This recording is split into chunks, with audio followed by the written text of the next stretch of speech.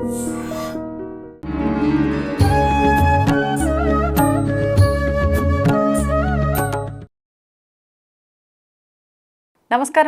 Welcome to I dream. ధర్మ మార్గం with Vijitha కార్యక్రమానికి స్వాగతం. ప్రస్తుతం మనతో పాటు ఉన్నారు ప్రముఖ జ్యోతిష్య వాస్తు పండితులు, లలితా ఉపాసకులు శ్రీ శ్రీ శ్రీ నానాజీ పట్నాయక్ గారు. ఇప్పుడు వారితో మాట్లాడి మరిన్ని విషయాలు తెలుసుకుందాం. నమస్కారం అండి. శ్రీమాత్రే నమః.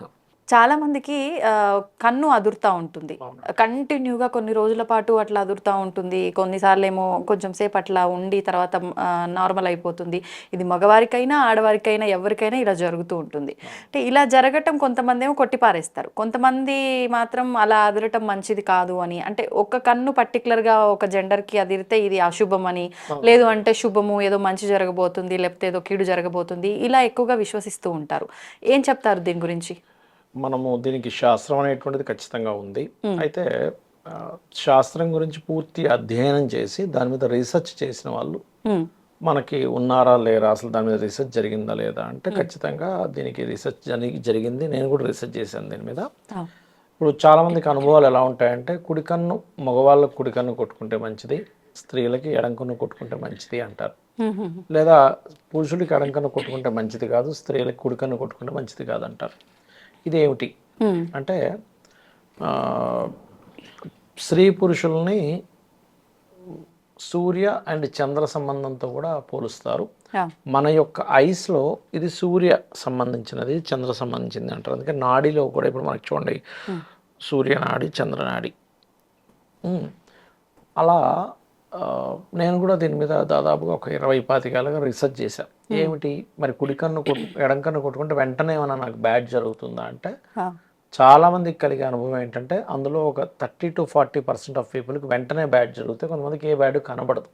ఎందుకని? కానీ ఇక్కడ మనం అర్థం చేసుకోవాల్సింది ఏంటంటే, పురుషుడికి గనక లెఫ్ట్ ఐ బ్లింక్ మాటిమాటి ఇలా కొట్టుకుంటున్నట్టు అవుతుంటే, ఆ కొట్టుకున్న సంకేతం ఏంటంటే, ఇప్పుడు నువ్వు చేసే పనులు ఒక్కసారి నువ్వు గమనించుకో. మనకప్పుడు బ్యాడ్ కనబడకపోవచ్చు, కానీ ఫ్యూచర్లో మనకి దాని ఇబ్బంది ఇచ్చేది ఏదో మనం చేయబోతున్నాం అని అర్థం. ఎందుకంటే ప్రకృతి అమ్మవారు మనకి నిమిత్తములు అంటాం. అంటే మనం ఏదైనా బయటికి వెళ్ళేటప్పుడు కానీ, లేకపోతే మనకి చుట్టూ ఉండే సంబంధం బట్టి కొన్ని విషయాలు జరుగుతూ ఉంటాయి. అలాగే మన శరీరం ఏదైతే ఉందో అది కేవలం మనకు బాహ్యంగా కనబడేది శరీరము, రక్తము, మాంసం ఇవే. కానీ మనకు కనబడకుండా షట్చక్రాలు, దేవతామూర్తులు లోపల ఉంటారు. ఆ దేవత ఇండికేషన్ చేస్తుంది మనకి ఒక నిమిత్త రూపంలో. మనకి పురుషుడికి గనక ఏదైనా పని చేయబోతున్నాము, లేకపోతే నిర్ణయం తీసుకోబోతున్నాము, కుడికన్ను అదిరింది అనుకోండి, ఆ నిర్ణయం వల్ల నీకు భవిష్యత్తు బాగుంటుందని అర్థం. అలాగే అదే పురుషుడికి ఎడంకన్ను అదిరింది, ఆ నిర్ణయం తీసుకోబోతున్నాం, లేదా ఏదో సంతకం పెడుతున్నాం, ఎక్కడికో వెళ్తున్నాము అంటే, ఇప్పుడు వెళ్ళి మాట్లాడే విషయం ఏదైతే ఉందో ఫ్యూచర్లో ఇప్పటికిప్పుడు కలగకపోయినా ఫ్యూచర్లో నీకు లాంగ్ టర్మ్లో ఏదో ఇబ్బంది రాబోతుందని అర్థం. అదేవిధంగా స్త్రీకి ఎడం కన్ను అదురితే మంచిది, కుడి కన్ను అదురితే మంచిది కాదు. ఇప్పుడు చిన్న ఎగ్జాంపుల్ మాకు తెలిసిన ఒక అతనికి ఇన్సిడెంట్ జరిగింది, ఒకటి చెప్తా. స్త్రీకి అయింది, పురుషుడికి అయింది. ఒక అతనికి వివాహం కోసమని వెళ్తున్నాడు, పెళ్లి చూపుల కోసమని. పెళ్లి చూపులకి వెళ్తూ ఉంటే అతనికి ఎడం కన్ను అదురుతుంది. అదురుతుంటే పక్కన ఉండే వాళ్ళ బావమరిదికి చెప్పాడు, ఇవన్నీ ఏం కాదు, అట్లా అదురుతాను పట్టించుకుంటా పోవాలి కానీ అనగానే, సర్లే బావ చెప్పాడు కదా అని వెళ్ళిపోయాడు. కాకపోతే అమ్మాయి చాలా బాగుంది, మంచి ఫ్యామిలీ కనబడింది. అమ్మాయి ఇంత అందంగా ఉంటే నాకు ఎడం కన్ను అదిరింది ఏంటనే నాకు అర్థం కాలే. ఇంత అందంగా ఉంది కదా అమ్మాయి, ఎంత బాగుంది కదా, మంచిదే కదా అని. తీరా వివాహం అయిపోయింది. తీరా తర్వాత చూస్తే నెక్స్ట్ డే నుంచి టార్చర్ స్టార్ట్ అతనికి.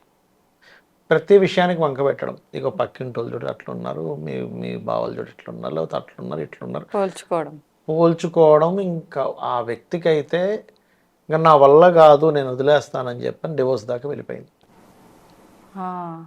అంటే ఏంటంటే అప్పుడు వెంటనే మీకు రిజల్ట్ కనబడకపోవచ్చు, ఓకే, కానీ అది ఇస్తుంది, ఎఫెక్ట్ అయితే ఉంటుంది, ఎఫెక్ట్ ఇస్తుంది.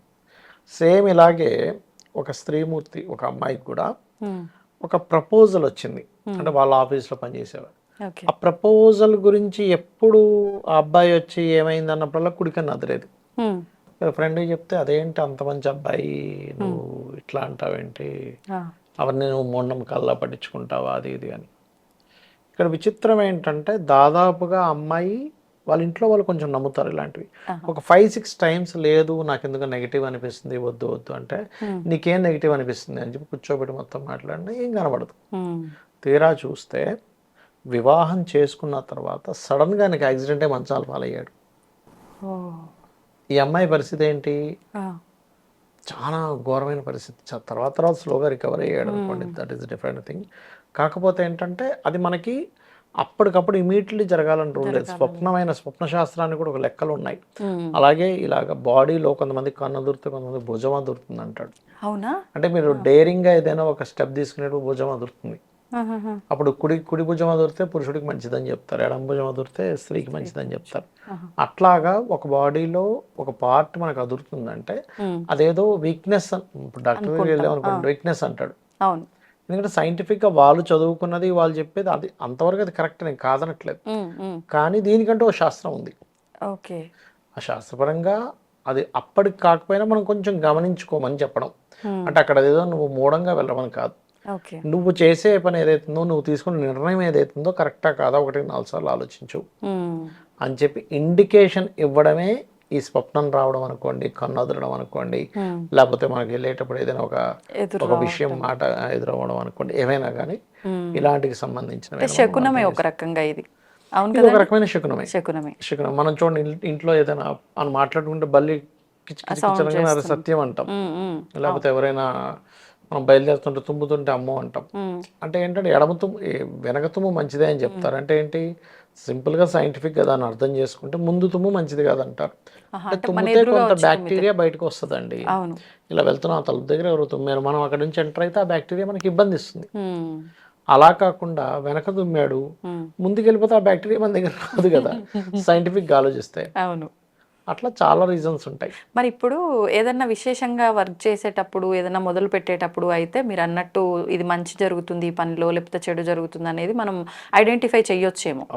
కానీ రొటీన్గా వెళ్తున్న జీవితంలో ఇలాంటిది ఏదైనా వచ్చినప్పుడు అసలు దేని గురించి ఇది ఇండికేషన్ ఇస్తుంది అనేది మనకు అర్థం కాని పరిస్థితుల్లో. ఆ రోజు అండి ఒక విషయం ఏంటంటే, ఈ రోజు మనకి కన్ను అదిరింది అనుకోండి, ఎడమ కన్ను అడిగింది పురుషుడికి, ఈరోజు తీసుకునే నిర్ణయాలు ఇంపార్టెంట్ డెసిషన్స్ తీసుకోకపోవడం కరెక్ట్. ఆ రోజుకి వర్తిస్తుంది. ఈ రోజంతా కూడా తీసుకునేవి డెసిషన్స్ ఏమి తీసుకోవడం కరెక్ట్.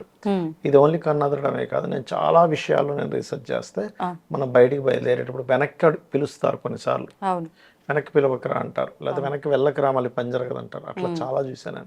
వెనక్కి వెళ్ళాము అంటే పని జరగదు ఇంకా అక్కడ, ఆ పనంతా ముందుకి వెనక్కి లాగే ఉంటుంది. నేను చాలా మంది నా విషయంలో చూసుకున్నాను, చాలా మంది విషయాల్లో చూశాను.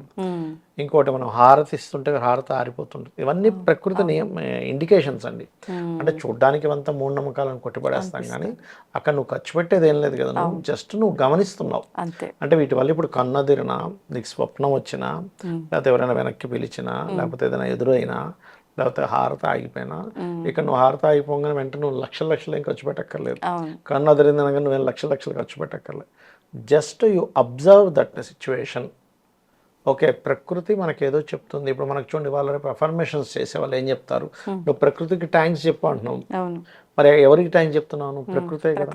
ప్రకృతి అంటే ఎవరు? అమ్మవారే కదా. మనకి శాస్త్రాలు కూడా ఏం చెప్తున్నాయి, అమ్మవారు ఆ యొక్క రూపంలో నీకు ఇండికేషన్ ఇస్తుందని చెప్తుంది. మరి ఇండికేషన్ ఇస్తున్నప్పుడు నా ఇండికేషన్ నువ్వు అర్థం చేసుకో అంతే. ఒకవేళ అంటే జరగబోతున్నది చూడండి, వాతావరణ శాఖ వాళ్ళు కూడా వాతావరణం కానీ, లేకపోతే ఇవి వస్తుంటాయి చూసారా మనకి భూకంపాలు, అవి ఒక చిన్న ఇండికేషన్ ఆధారం చేసుకునే కదా ఇలా జరగబోతుందని చెప్తారు. ఇది అంతే, జరగచ్చు జరగకపోవచ్చు, కానీ దాన్ని బట్టి మనం జాగ్రత్తగా ఉంటే బెటర్.